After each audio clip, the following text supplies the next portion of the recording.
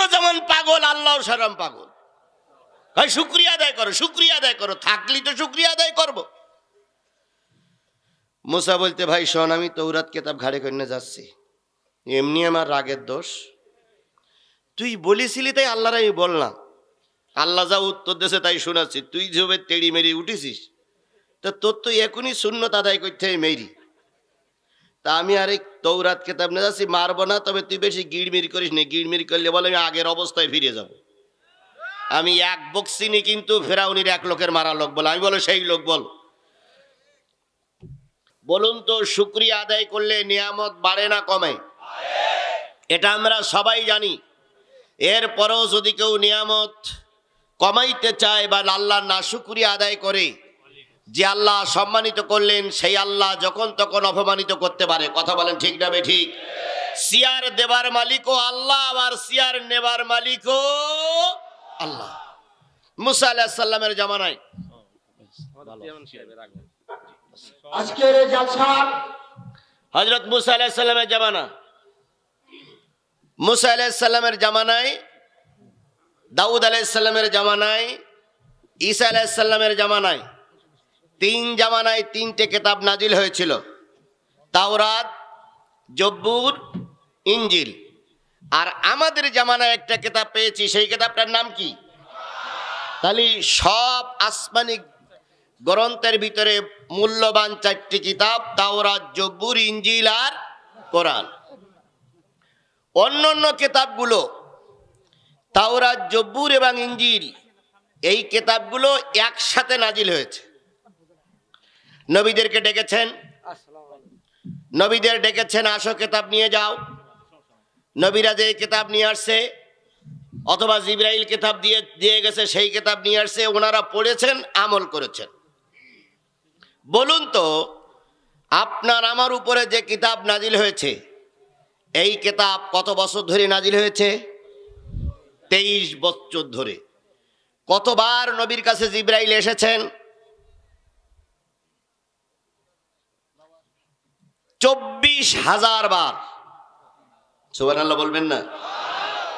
কখনো শোয়া অবস্থায় জিবরিল এসেছেন, কখনো গোসল করা অবস্থায় জিবরিল এসেছেন, কখনো যুদ্ধ চলাকালীন জিবরিল এসেছেন, কখনো আয়েশার কম্বলের ভিতরে শোয়া অবস্থায় জিবরিল এসেছেন।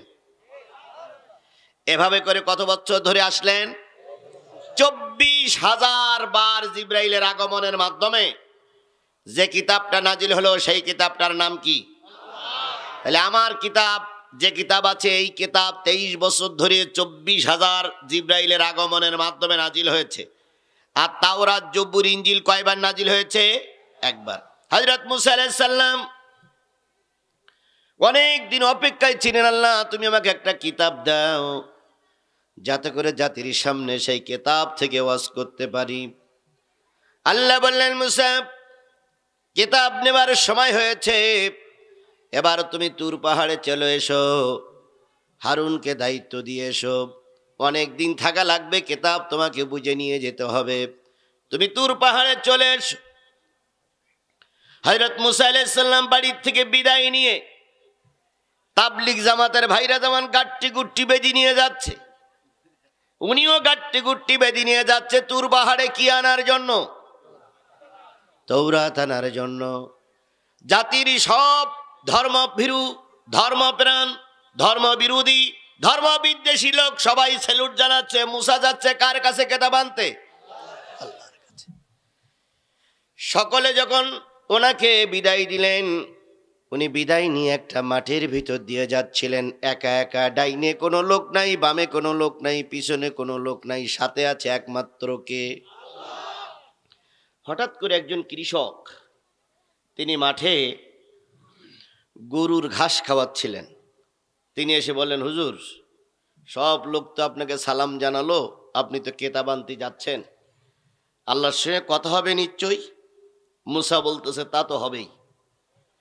তো কথা যখন হবে, আপনার প্রয়োজনীয় কথাগুলো যখন সব শেষ হয়ে যাবে, আপনি আমার পক্ষ থেকে আল্লাহর কাছে একটা দাবি করবেন। যেহেতু আমি আল্লাহ পর্যন্ত তো যেতে পারছি না, তো আপনি আমার পক্ষ থেকে আল্লাহর কাছে একটা দাবি করবেন। কি দাবি? ওই যে দূরে গরুটা দেখা যাচ্ছে, ওই গরুটার একটা বাচ্চা আছে, ওই বাচ্চার ওই গরুর প্রতিদিন সকালে এবং সন্ধ্যায় 10 সকালবেলা 5 সন্ধ্যাবেলা 5 10 দুধ হয়। তো আপনার কথাবার্তা শেষ হওয়ার পরে আল্লাহরে বলবেন, আল্লাহ যেন এই দুধ একটু কমাইয়ে দেয়, এত দুধের দরকার নেই আমার। মুসা আলাইহিস সালাম লোকটার দিকে তাকাই বলতেছে, আল্লাহ এরকম লোক পৃথিবীতে আছে?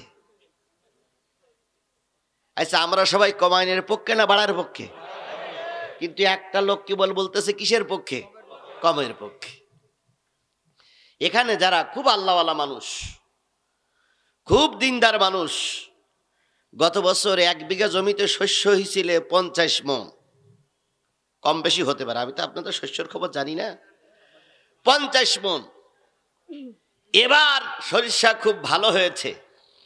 আপনি কি নামাজে দোয়া করেছেন কখনো যে আল্লাহ এবার 40 মণ দিও? কি দোয়া করতেছেন? আরো বাড়াইয়া দাও। তাহলে আমরা সবাই বাড়াতে চাই, কথা বলেন ঠিক না বেঠিক?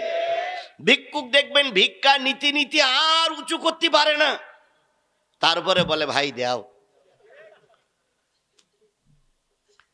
তো মুসা আলাইহিস সালাম চিন্তা করলেন কি আজব ব্যাপার, এই লোকটি বাড়াইতে চাই। বললেন, আল্লাহর বান্দা, তোমার আরজি আমি আল্লাহর কাছে পেশ করব। তুর পাহাড়ে যাবে যাবে ভাব, হঠাৎ করে এক বালির ভিতর থেকে বুক পর্যন্ত বালির ভিতরে ঢুকে আছে এক যুবক। মাথা বের করে বলছে, হুজুর কই যান? তুর পাহাড়ে যাচ্ছি কিতাব নেওয়ার জন্য, আল্লাহর সঙ্গে কথা হবে। কয় তা তো হবে, আপনার প্রয়োজন মিটে যাওয়ার পর আল্লাহকে বলবেন আমার বসবাস করার মতন কোনো জায়গা নাই, পরনে কাপড় নাই, ঘর বাঁধার জায়গা নাই, বিবি নাই, বাচ্চা নাই, মা নাই, বাবা নাই, কেউ নাই, একা একা ভিক্ষা করে বেড়াই, রাতের বেলায় ঘুরি, দিনের বেলায় পরনের কাপড় নাই বলে বালির ভিতরে ঢুকে বসে আছি। আল্লাহরে বলবেন আল্লাহ যেন আমার একটা থাকা খাওয়া, ঘর বাড়ি, বাসস্থানের কাপড়ের ব্যবস্থা করে দেয়। মুসা আলাইহিস সালাম বললেন, গাবিওয়ালা কমাইতে চায় আর এ লোক বাড়াবার চায়। মুসা আলাইহিস সালামের সঙ্গে আল্লাহর কথা শেষ হয়ে গেল।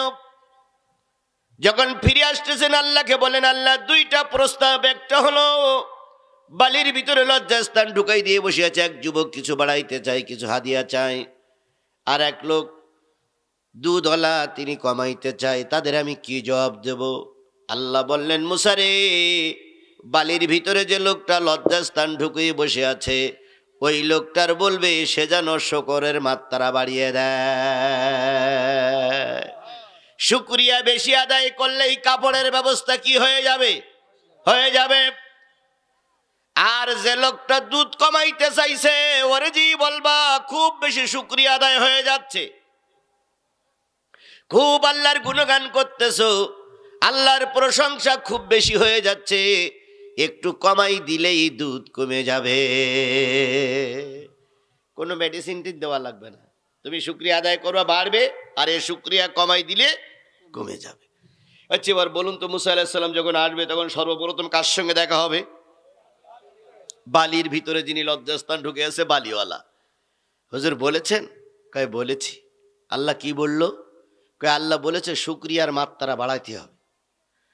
যুবক তখন বালির ভিতর থেকে বেরিয়ে বলতেছে, কি দিয়ে শুকরিয়া আদায় করব? আমার আছে নাকি? ঘর নেই, বাড়ি নেই, জায়গা নেই, জমি নেই, পরনের একটা কাপড়ও নাই। তুমিও যেমন পাগল, আল্লাহও সারাম পাগল। ভাই শুকরিয়া আদায় করো, শুকরিয়া আদায় করো, থাকলি তো শুকরিয়া আদায় করবো। মুসা বলতে, ভাই শোন, আমি তৌরাত কিতাব ঘাড়ে করে যাচ্ছি, এমনি আমার রাগের দোষ, তুই বলেছিলি তাই আল্লাহর আমি বললাম, আল্লাহ যা উত্তর দেশে তাই শোনাচ্ছি, তুই যেভাবে তেড়ি মেরি উঠেছিস, তা তোর তো এখনই সুন্নত আদায় করতে হয় মেরি। তা আমি আর এই তৌরাত কিতাব নিয়ে যাচ্ছি, মারবো না, তবে তুই বেশি গিড়মির করিস নি, গিড়মির করলে বলে আমি আগের অবস্থায় ফিরে যাব। আমি এক বক্সিনি, কিন্তু ফেরাউনির 1 লোকের মারা লোক বলে, আমি বলো সেই লোক বল। তো লোকটা চলে যাওয়ার পরে ও গিড়মির করতেছে আর বলতেছে, আল্লাহর বললাম, আল্লাহ বলে শুকরিয়া আদায় করো, শুকরিয়া আদায় করো। শুকরিয়া আদায় করতে গেলে কিছু থাকা না, মুসা বললি অমনি হলো। মুসা আলাইহিস সালাম চলে আসলেন গাবিওয়ালার কাছে। গাবিওয়ালা বললেন, মুসা বলেছো? কয় বলেছি। আল্লাহ কি বলে দিল? কয় আল্লাহ বলেছো তোমার শুকরিয়ার মাত্রা বেশি হয়ে যাচ্ছে, তুমি একটু কমায়া দাও। ওই গাবিওয়ালা তখন বলতেছে, মুসা এ কেমন কথা শুনালে? মাঠের ঘাস খাই, শুকনো খেড় খাই, একটু পানি মুখের কাছে দেই, সকালবেলায় একটানে 500 দুধ হয়। সন্ধ্যাবেলা যখন গাবি গোয়াল ঘরে চলে যায়, তখনও 500 দুধ যে মালিক দেয়। জমিনের ঘাস খায়, পানি খায়, খেড় খায়, নিষ্কণ্টক দুধ, নির্ভেজাল দুধ বাটের থেকে বেরিয়ে আসে। যে মালিক এত সুন্দর ব্যবস্থা করলো, সেই মালিকের না শুকরিয়া আমি করতে পারবো না, বরং শুকরিয়ার মাত্রা আজকের থেকে আরো বাড়িয়ে দিলাম।